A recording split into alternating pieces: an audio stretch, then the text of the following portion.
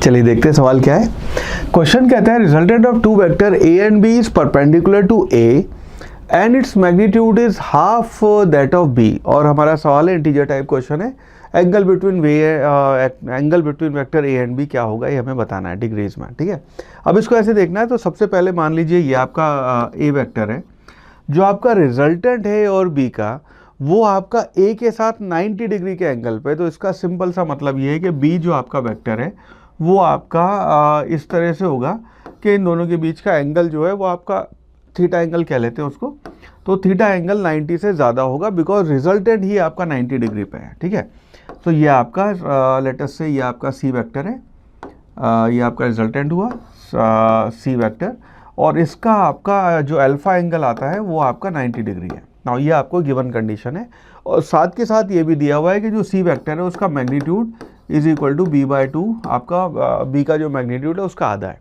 इन दोनों इन्फॉर्मेशन के बेसिस पे हमें बताना है कि थीटा एंगल की वैल्यू क्या होगी। नाउ सबसे पहले यहाँ पे यूज़ करते हैं जो आपका एंगल अल्फ़ा है, उसके लिए हम ये यूज़ करते हैं कि tan alpha will be equal to B sine theta divided by A plus B cos theta. Now क्योंकि अपना ये एंगल अल्फ़ा 90 डिग्री है, ये इसका मतलब ये होगा कि आपका a plus B cos theta की वैल्यू 0 होगी।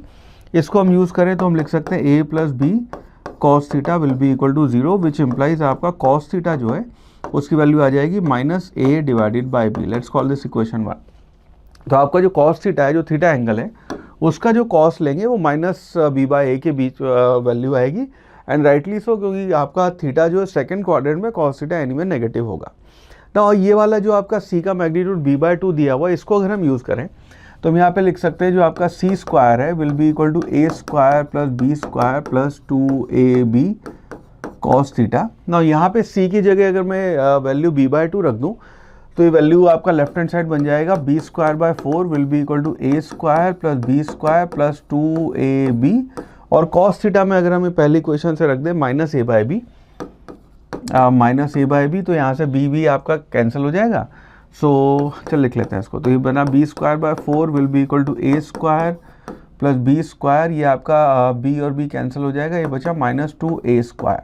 नाउ अब इसको अगर हम a और b वाली टर्म a वाली टर्म एक तरफ और b वाली टर्म एक तरफ ले तो ये बनेगा आपका माइनस a स्क्वायर, इसको इधर ले आए तो ये बन जाएगा आपका a square will be equal to, ये बनेगा आपका B square minus B square by 4, यानी कि हो गया आपका 3/4 बी स्क्वायर। दोनों तरफ अंडर रूट ले लें तो ए का मैग्नीट्यूड इज इक्वल टू, ये आ गया आपका √3/2 बी। नाउ इसको अगर हम वापस यहाँ पे इंसर्ट करें इस रिलेशन में, सो वी कैन राइट आपका cos theta is equal to minus A by B, यानी कि हो गया माइनस √3/2 ए के मैंने रखा minus √3/2 B divided by B. तो यानी कि कॉस थीटा की जो वैल्यू आ गई आपकी वो हो गई माइनस √3/2। ना कॉस थीटा आपका माइनस √3/2 है, इसका मतलब ये होगा आपका theta will be equal to 150 degree. तो इस सवाल का इंटीजर टाइप आंसर हो जाएगा आपका 150 and that will be the correct answer.